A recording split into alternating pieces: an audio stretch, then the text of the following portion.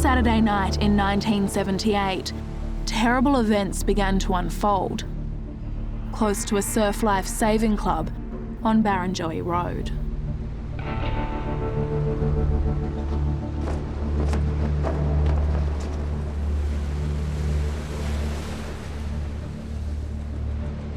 It was just after midnight when 18-year-old Trudy Adams left the surf club dance.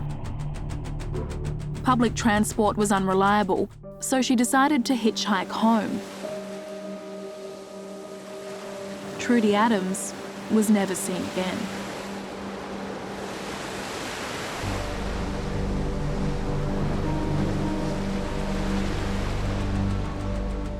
It's a 40-year-old mystery that still haunts a family and a community. I didn't want vengeance. I just want to know what happened to her. It casts suspicion onto Trudy's ex-boyfriend. Even 15 years later, not that long ago, somebody's, the murderer. And led to a criminal monster with police connections who roamed free for years. He was actively picking up hitchhikers. He was raping them, he was committing violent acts, he had weapons.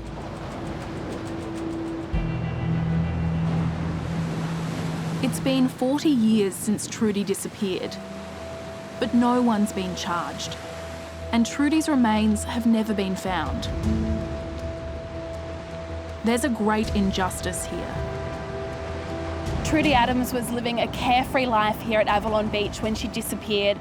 There's so much information out there. There's an original police investigation in 1978, and police have picked the case up multiple times over the years, but have never been able to determine what happened to Trudy. This case goes to bigger things. How violence against women has often gone unpunished. But times have changed. And now, across society, there's a reckoning. I'm going to investigate the disappearance and almost certain murder of Trudy Adams. What happened that night on Barrenjoey Road?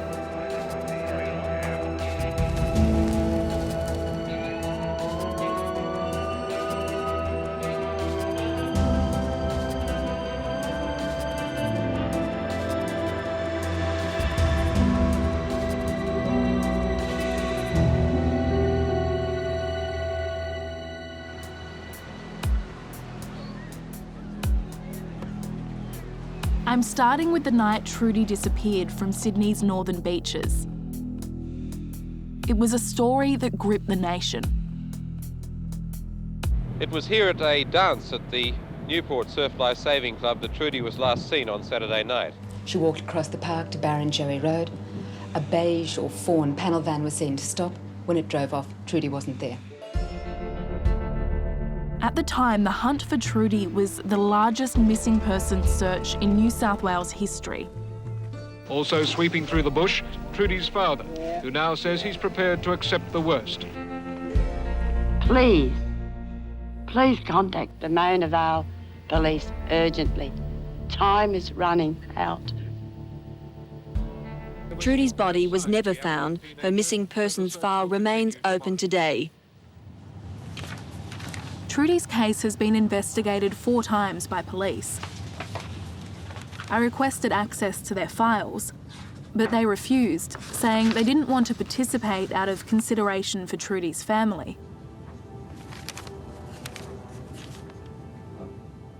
I've contacted Trudy's brother John, and I'm hoping to interview him.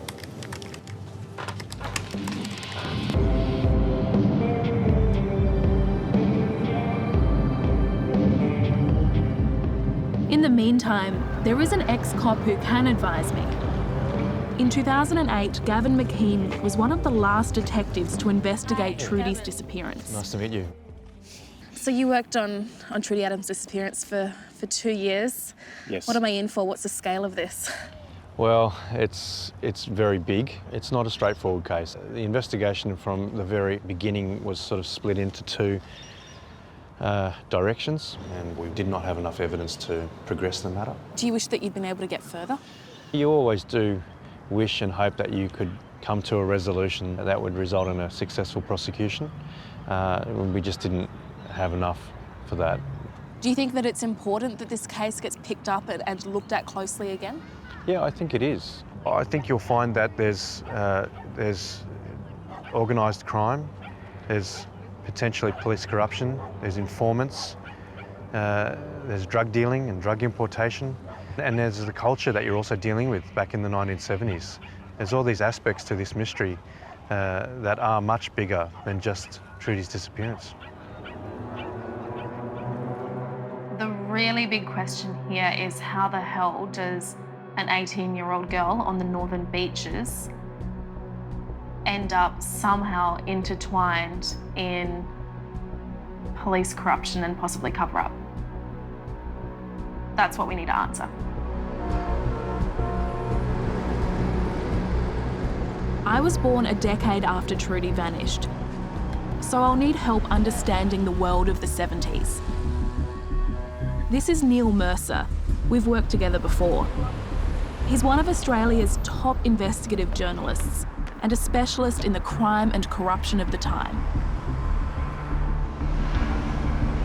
I first started reporting on crime in Sydney in about 1981, so it was a couple of years after Trudie Adams. And for her to never be found and for nobody to ever be charged, put yourself in the position of, say, her dad, who's now clearly getting on in years, and you wonder how he could cope, just not knowing. I mean, in the best of all possible worlds, you would hope that at the end of this, you know, something might be shaken loose.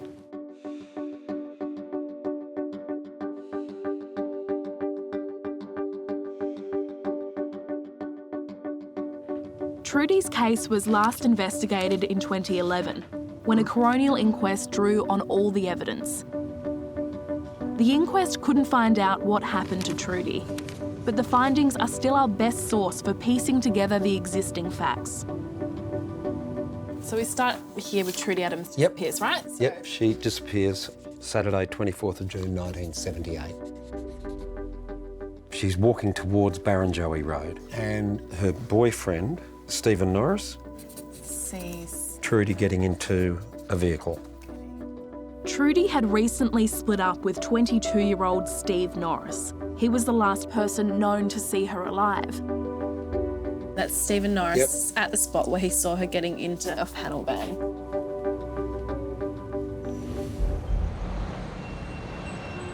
In his statement to police, Norris said he saw Trudy get into a fawn or beige Holden panel van. So Steve Norris, he hitches a ride and goes back to her house and he sees Trudy's mum. Yep. So... And her mum is... She was really concerned because it was unlike her. She was bright, she's reliable, she would phone. That encounter between Steve Norris and Connie Adams led to one of the biggest puzzles of the case, a confusion about the kind of car that picked up Trudy.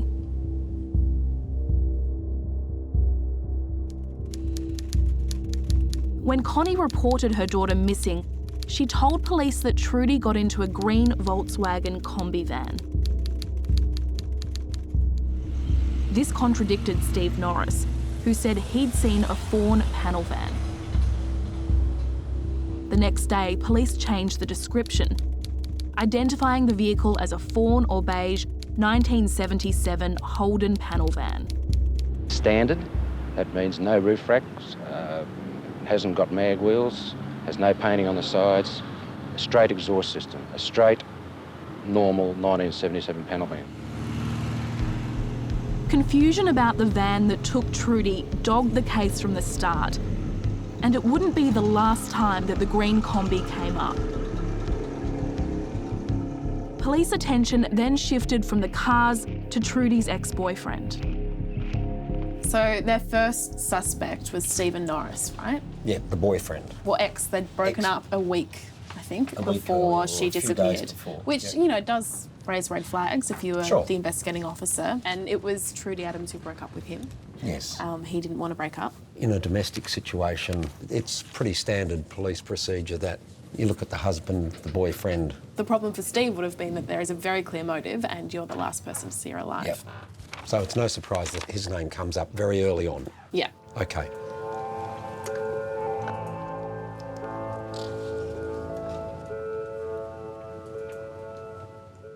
So at this point, I think we've reached a stage where we really need to find Steve Norris and approach him and talk to him. 728 results. I'm looking for Steve Norris, but maybe I've got the wrong number if you've never heard of him. Tracking Steve down will take time, but it's crucial we find him to get to the bottom of these discrepancies. Trudy and Steve's breakup was common knowledge, and when they were seen together at the surf club, reports followed they'd argued because Trudy refused to dance with Steve. According to the police, she had an argument with her boyfriend. Trudy left the dance after having an argument with her boyfriend. She'd had an argument with her boyfriend and hitched a ride that everyone came to believe was her fatal mistake. In all his statements to police, Steve has denied he and Trudy argued at the dance. But arguments were a factor in their relationship. The coronial findings reveal a heated one in the week before the dance. It got so loud that Trudy's father, Edge, ordered Norris out of the Adams house. I want to check Steve's account of his and Trudy's movements on the night. Trudy had just been vaccinated for an upcoming trip to Bali and she wasn't feeling very well. Steve said he saw her leave soon after midnight. It's a short trip, about 4 kilometres from this spot on Barrenjoey Road to Trudy's home in Avalon. At around 12:30 a.m. on Sunday morning, Trudy leaves the dance. There's no public transport, so she heads across the car park to Barrenjoey Road to hitchhike home to Avalon. Stephen Norris sees Trudy leave through an upstairs window. He's previously warned Trudy about the dangers of hitchhiking, and so worried about her, he also leaves the dance to follow her. Norris sees Trudy standing near the corner of Neptune Road, a popular hitchhiking spot at the time.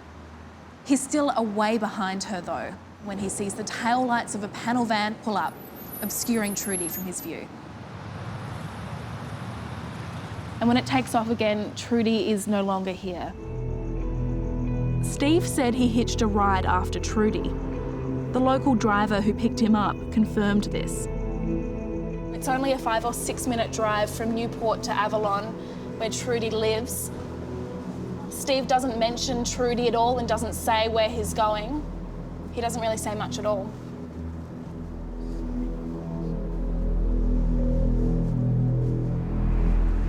This is Central Road, where Trudy lived with her family.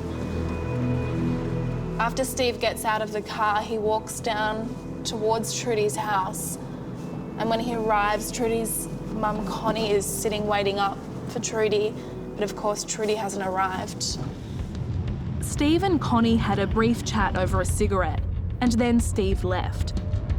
Neither of their police statements record any conversation about the makes or colours of cars. Steve told police that he then headed to the beach to look for Trudy. It's the early hours of Sunday morning. He's tried to find Trudy at home, she's not there. He's left Connie waiting up for her and he's borrowed a bike and come down to Avalon Beach. Norris said that he searched for a while. And when he couldn't find Trudy, he gave up and went home. And it's not until the next day that he and all of Trudies' friends realise that something's gone seriously wrong.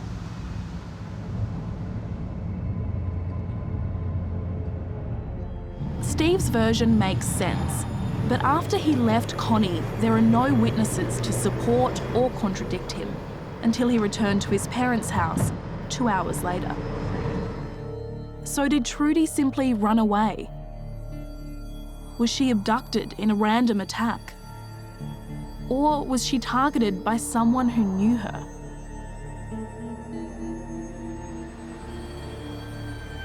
There's another layer to this mystery.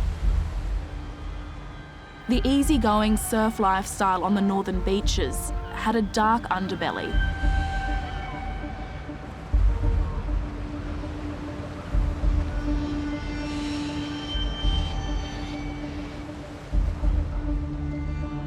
In 1981, the Stuart Royal Commission revealed that the northern beaches had become a hotspot for the illicit drug trade from the late 70s. Drug money fueled an increase in police corruption. And as a young crime reporter, Neil Mercer watched it unfold. The amounts of drugs became bigger and the stakes became higher. The amount of money involved got a lot larger.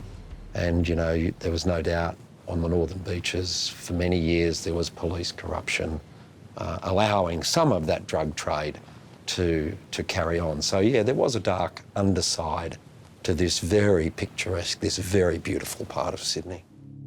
Trudy was about to holiday in Bali, a popular route for drugs bound for Australia. Some suspected her abduction was drug-related, including her mum.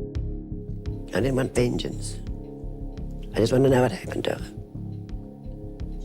Trudy, Connie claims, might have been killed because she refused to be a drug courier on a soon-to-be-taken trip to Bali. But police have always discounted the theory. So was Trudy the kind of person to get involved with drugs? Today, still searching for answers, her brother and elderly father. Trudy's brother John was considering an interview, but he's changed his mind. Yeah, of course.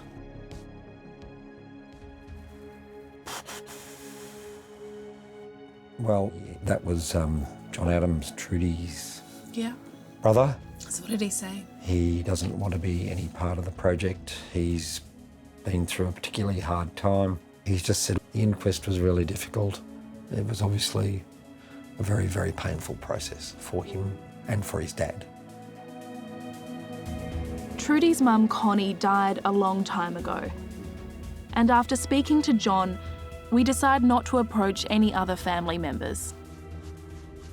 I think the important thing to do now is to still do an investigation that has the family in mind and make sure we're doing something that does the family justice, that honours Trudy's memory, and that can potentially still get answers.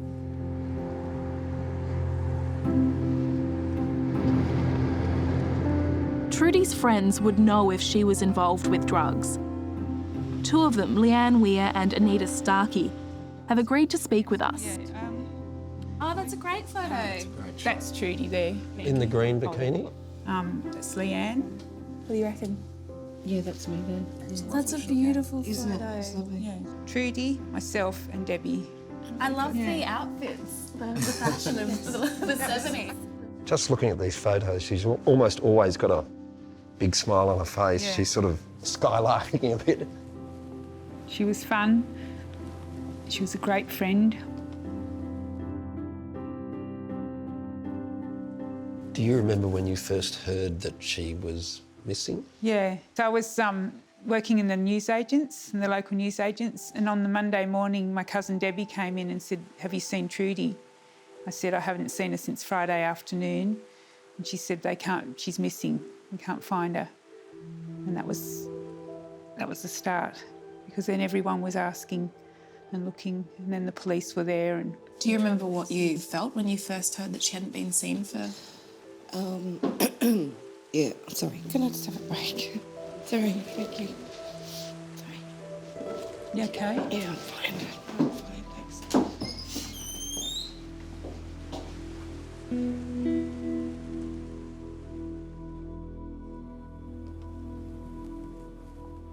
You know, we're asking people to go over really traumatic things again, and that's a big ask. But I think this is probably the last chance to find out not only what happened to Trudy, but why what happened to Trudy was never brought to justice. It's sensitive, but we do have to ask some difficult questions. Because she was going on holidays to Bali, and there were rumours floating around that she was going to be a drug mule. Did you ever hear that? No? No. Only more recently when I've read the inquest and things like that. What do you think about that? We weren't involved in drugs at all. She wouldn't have done that? Oh, definitely not. No way. Do you remember Steve, Norris? She did tell me that she was breaking up with Steve, that she wasn't happy with it and they weren't getting along. And, so that was on her mind.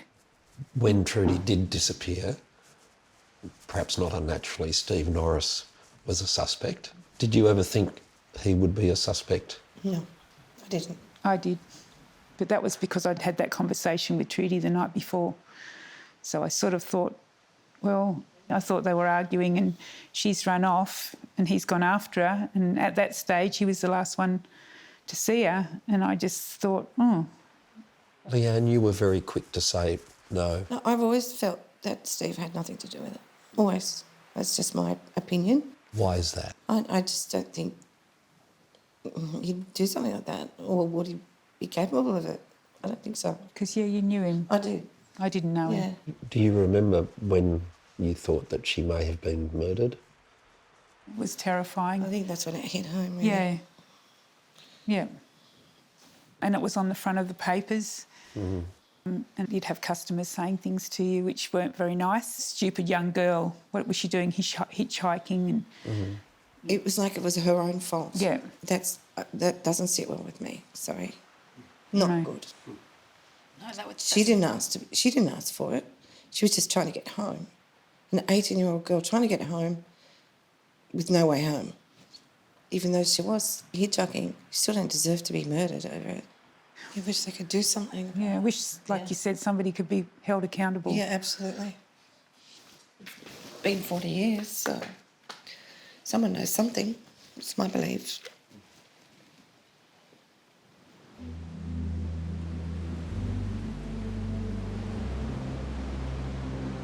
It was 40 years ago, and to see how much it still affects them today was really moving, I think, and a real testament to how much of a person Trudy was. But they were very categorical about Trudy not being involved in any sort of drug running. The other person who obviously would know about Trudy and any drug connection is her boyfriend at the time, Steve Norris, and we need to track him down because he would know. We've narrowed down our list of places Steve might be, and we're investigating another lead, a crucial mystery phone call to police 5 days after Trudy vanished. Good morning, police. Last Thursday, an anonymous phone call triggered off extensive police searches for Trudy. The caller indicated that he'd murdered Trudy and dumped her body off Barrenjoey Road. Police are convinced the telephone calls were not from a sadistic hoaxer. The caller rang Trudy's home with a similar message. Police believed they were now looking for a body.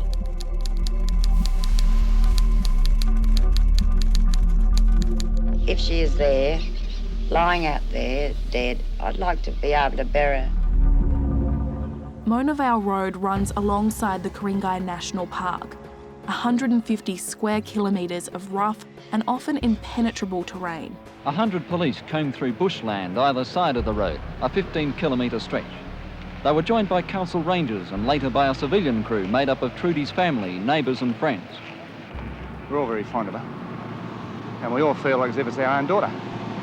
Everybody in Avalon, and the district, the whole district, all the young kids she went to school with, they're all helping, even the shopkeepers. How much hope do you have of finding her alive? Oh, I hope we don't find her. I hope she's done the midnight flip, you know, and she's all right. The search continued, spreading out from Barrenjoey Road deep into the national park.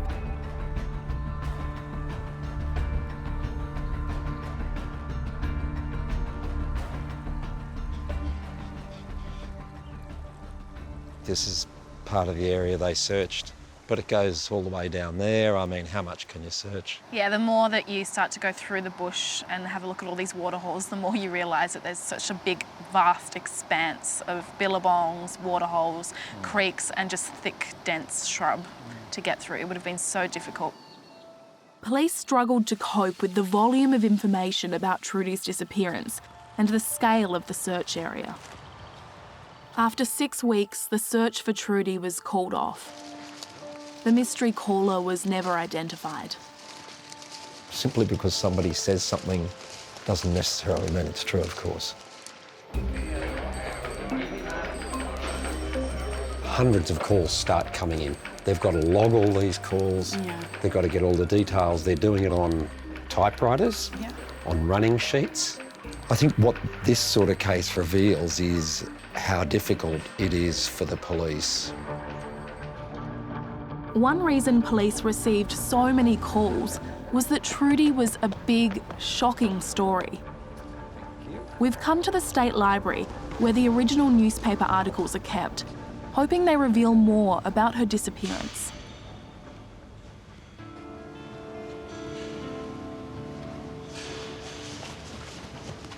This is the Daily Mirror. Yep. From the year that Trudy Adams disappeared. We have to be really gentle. Yep, be very careful. There we go. Here she is. Police fears for hitchhike girl 18. So Trudy Jeanette, that's her middle name, of Avalon. And she's already, people are saying, you know, she's Hitchhike Girl. Hitchhike Girl. Yeah, and then right next to her is the actual page 3 girl. Whose name is Maureen. It says a lot about the time, doesn't it? It does, rather. It's a classic 1978 tabloid paper. You've got page 3 girl, you've got a murder mystery, perhaps. It is confronting seeing a naked page 3 girl next to a photograph of Trudy Adams. It's like, as a woman, you're either, you know, the naked girl on page 3 or you're the murdered girl next to her. You know, those are your two options. What women put up with in 1978 versus what you'd call bullshit on today. Things have changed a lot. 10 days after Trudy disappeared, the newspapers had a horrifying new angle on the story. Trudy hunt reveals attacks. Police searching for Trudy Adams have found evidence of attacks on other women, including 2 rapes.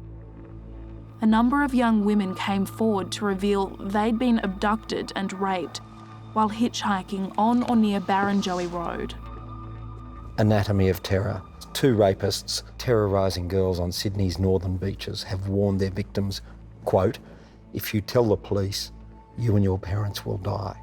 One of the senior detectives at the time, Detective Senior Constable Gary Matthews, is being quoted, and the 9 girls who've come forward were beaten or terrified into submission. 2 of them under 16. All in all, 14 young women came forward, reporting rapes in the area as far back as 1971. To me, it sounds like if Trudy Adams hadn't gone missing, these women would never have come forward to police. And these are really serious, awful, brutal attacks by the sounds of it. And they're on really young girls who are under 16 years old. And I just can't fathom that they wouldn't have felt like they could come forward until someone completely disappears. I find that really disturbing. Because I think from what I can tell, the attitude at the time was, well, you were out alone at night. And bad things happen, you know, to women who are. That still hasn't changed I agree. to a degree. Yeah.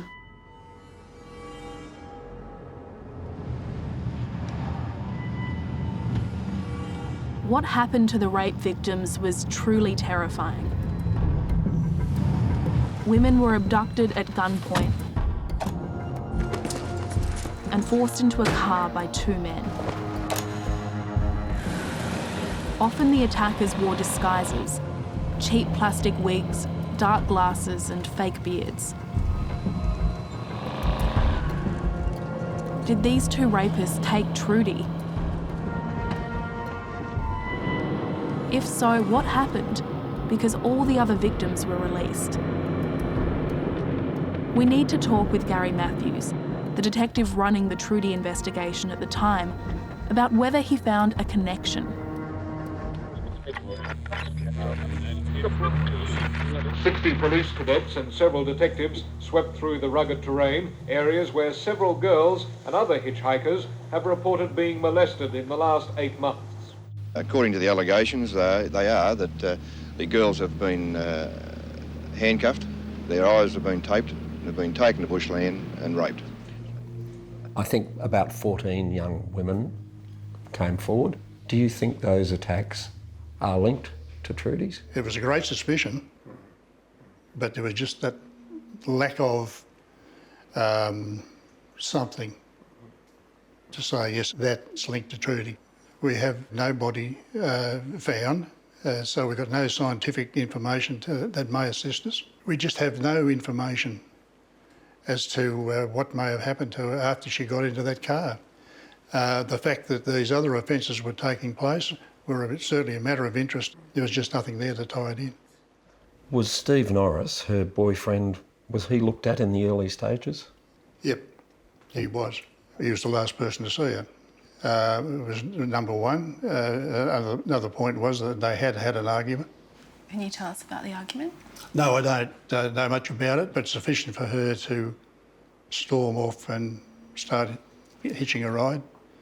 He did search for some considerable time, so you just don't know at that stage whether he did meet up with her again. He even partook in a session of hypnosis to try and help us with the vehicle, because there was some confusion over colours, makes, and in fact I was quite happy when he agreed to be hypnotised. I thought that perhaps he might even say something he shouldn't have, but you never discount anyone completely. However, I must say Steve was always believable. Gary seemed happy to clear Steve, but I'm still curious about those arguments. In some of the things I've read, it's been reported that Steve, Trudy's ex-boyfriend, and Trudy came to blows at some point, and that's something that I am keen to ask him about. Oh, g'day, is this Steve Norris? Oh, hi, my name's Ruby Jones. I'm a reporter working on a documentary series. After a long search, I've tracked Steve to northern New South Wales. That'd be really great. I'd really, really appreciate it. He's agreed to meet. I am a bit nervous about talking to him just because I know that we do have to ask him things about how he was a suspect at the time and, you know, what it was like being under an enormous amount of scrutiny from police and also from Trudy's mum, Connie. The cops always suspect the boyfriend or the husband. Some of the other stuff about, you know, oh, was she going to be a drug mule? You know, this is all... Very personal. It's very personal stuff. And still searching was Trudy's boyfriend, Steve Norris. I do. I just hope that they've got her somewhere. That's the main thing. I just hope that we don't find anything at all, really. How long have you been searching now? Oh, about over a week, a little over a week.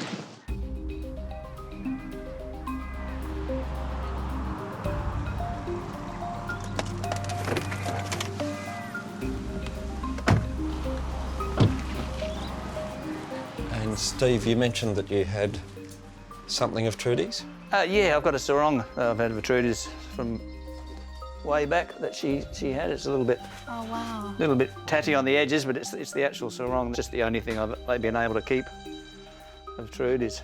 Yeah. It's lovely. Because Connie wouldn't let me in a room to get anything that might have been of mine or any memories of her, so I just kept away from all that, but that's fine. Everything else is up in there.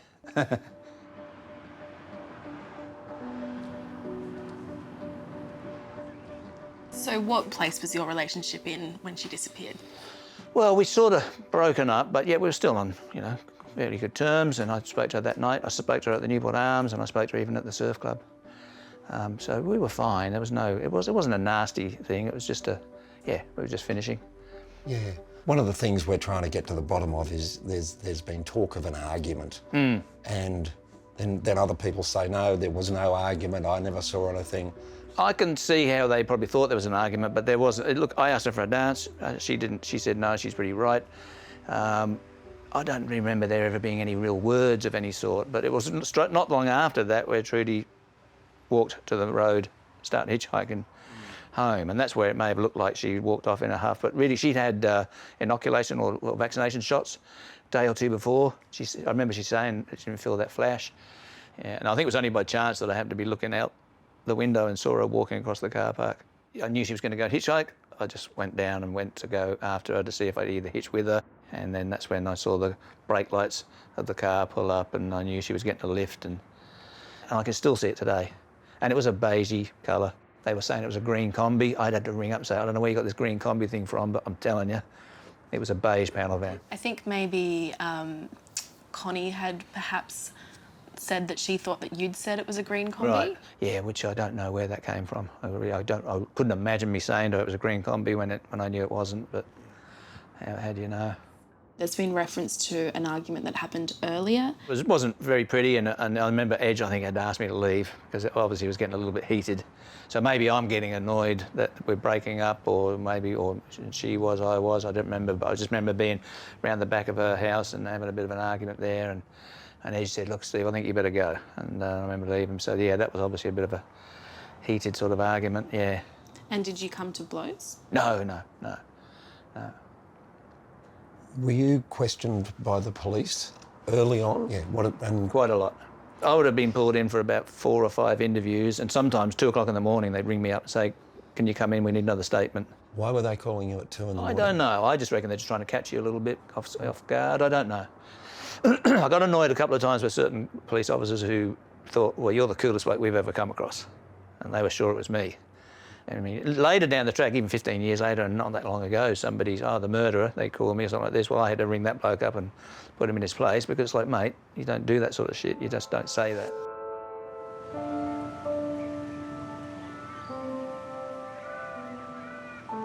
Steve kept a good relationship with Trudy's father, but Mum Connie was suspicious.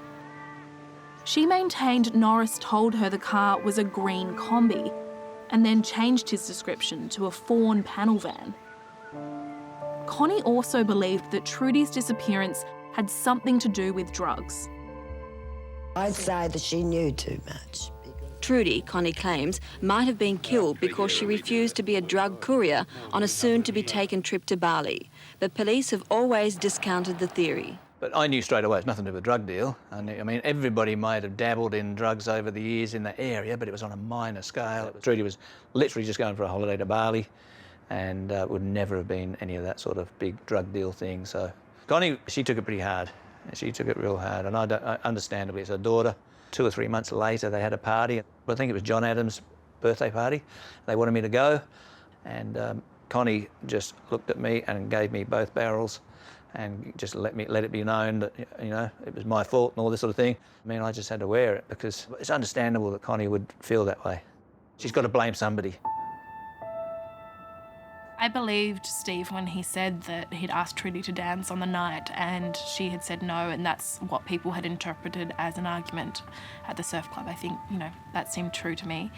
And it's clear that, you know, Edge trusted and liked him after Trudy had disappeared. And so if Edge had seen him at his angriest and still thought, you know, this is a good guy and he couldn't have been responsible for my daughter's disappearance, then, you know, I think that's telling.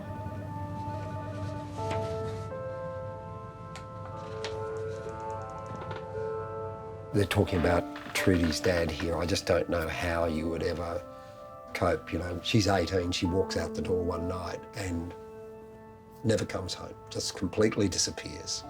Well, your daughter's 18, isn't she? Yeah. Yep.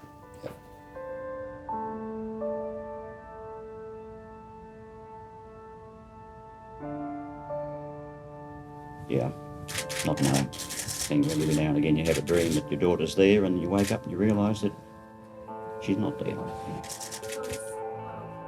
I mean, I know people lose their children in accidents, but they always have a body or something, or a memorial or a church service.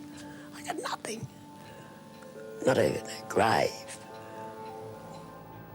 That's what's really different about this case, is that there's no closure, there's no crime scene, there's nothing, and no answers about what happened to Trudy, to their daughter. 3 months after Trudy disappeared, a discovery in the bush brought a new lead. A ranger named Brian Walker had reported seeing lights and hearing gunshots in the national park at night.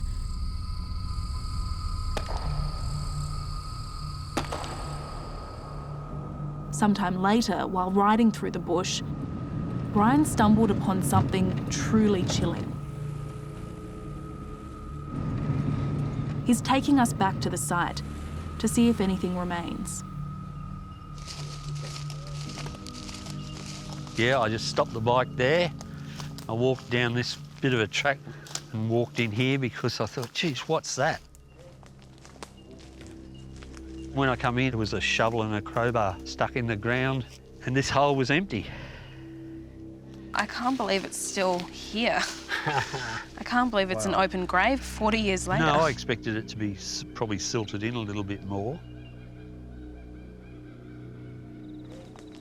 Brian then noticed a sports coat hanging on a tree. So where was the coat hanging? But I believe it was just there where that bit of tape's on the tree. This is. What was the kind of feeling you got when you were standing here with the sports coat hanging and the shovel and the hole? Well, I felt scared looking at a hole like that. I thought, it was definitely going to be a grave. For who or for what, do not know. Did you think that the person whose coat it was still around? Yeah, I suspected he was. Yeah, because we'd had rain and there were footprints here where the sand had been lifted off from someone's foot and you could see the dry footprints. So I assume whoever did this heard me coming and was just somewhere in the bush here. And maybe watching you. Probably, yeah. I could have ended up in there. That's a scary thought. Yeah, it is, isn't it? I got very jittery. I thought, gee, I'm out of here. Yeah, so I took off. Thanks for showing us. Were these gravediggers and the rapists one and the same? If so, who was going to end up here? All the rape victims were between 16 and 18 years old, invariably picked up late at night, often from the Newport area, often while trying to hitch a ride.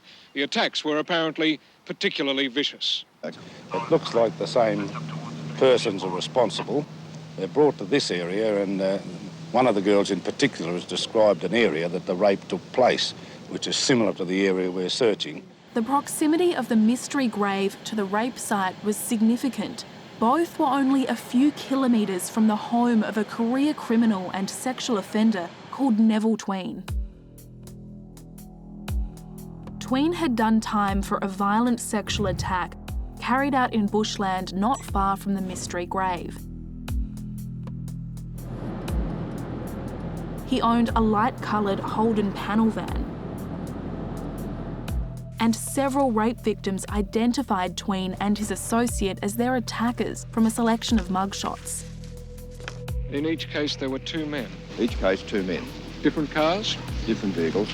With that in mind, the search went on in a bid to find some clues to the disappearance of 18-year-old Trudy Adams. The search did uncover a few objects: a blanket, mattress and clothing, even a stolen car and a wallet, but none to match the clothing Trudy wore Saturday week ago. It's compelling circumstantial evidence, and it made Tween a suspect for the rapes and the disappearance of Trudy Adams.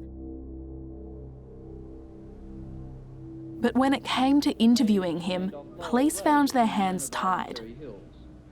Well, it came to my attention, obviously from intelligence, that an offence had taken place, and it was suggested that he could be responsible. Did you ever manage to talk to him?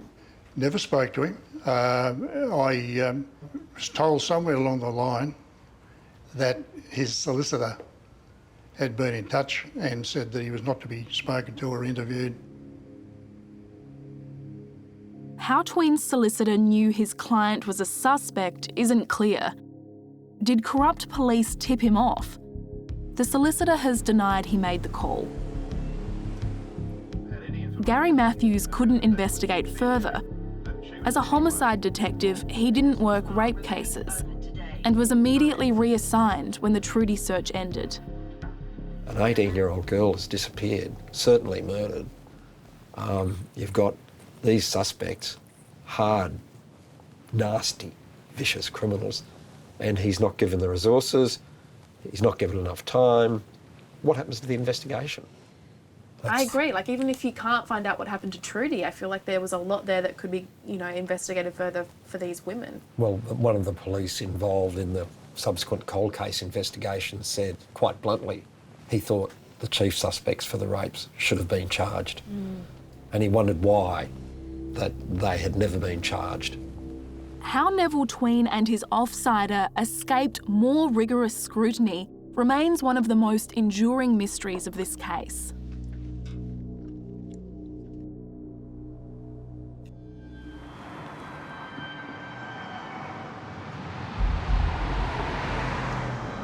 I've read about the 14 rapes, and the details are shocking. It seems the attacks were all very similar. They'd do the same things over and over again. It was obviously something that they had nailed down as some sort of ritual that they did together. To try to understand what could have happened to Trudy, I'm heading to a site where police found a mattress that matched several victims' descriptions. The attacks were all at night, beginning on Barrenjoey Road or nearby beaches. The women were taken by two men, sometimes wearing wigs and false beards. Forced into a car and held at gunpoint, they were all handcuffed and blindfolded.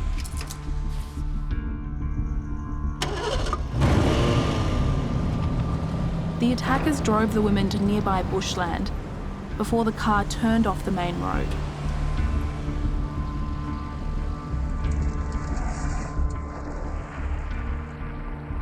You go down these little bumpy dirt tracks, you're very quickly out of street lamps, out of houses, there's nothing around. You know, you go from a main road to feeling really isolated really quickly. Some women reported hearing the sound of power lines close by.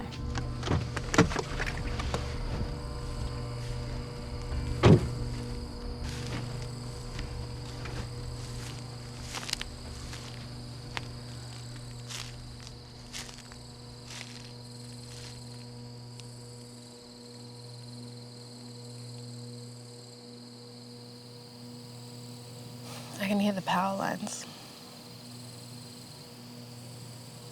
You can kind of hear them humming.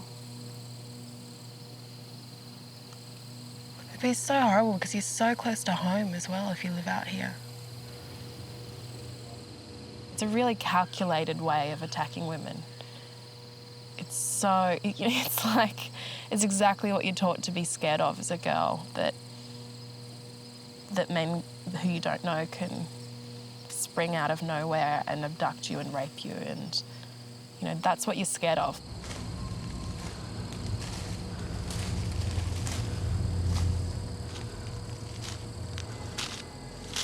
Forced out of the car at gunpoint, women were taken to a mattress that these men had put here.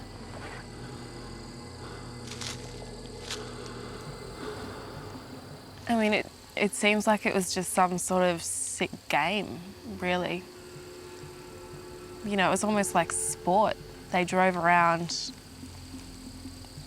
the roads of Avalon and Newport looking for prey. The crimes all followed similar patterns. Victims were forced to undress. If they resisted, the guns would be fired. Women and girls as young as 14 were repeatedly raped.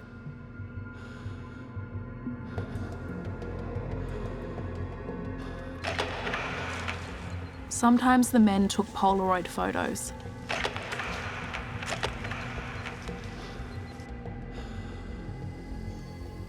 What's happening here is just a really brutal, calculated attack with complete disregard for how it would affect anyone else.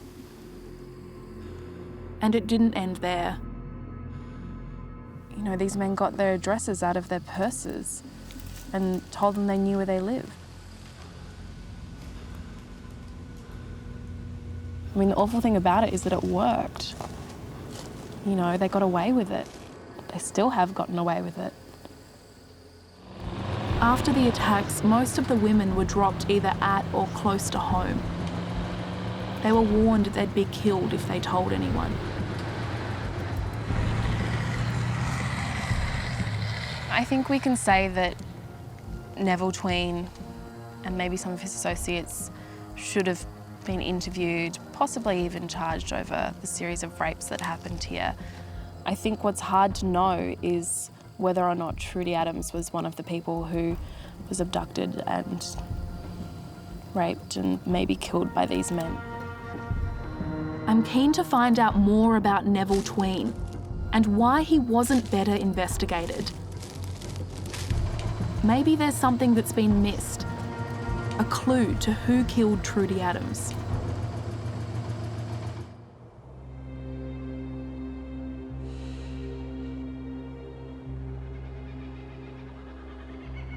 Six months after Trudy disappeared, a new twist would turn the case on its head.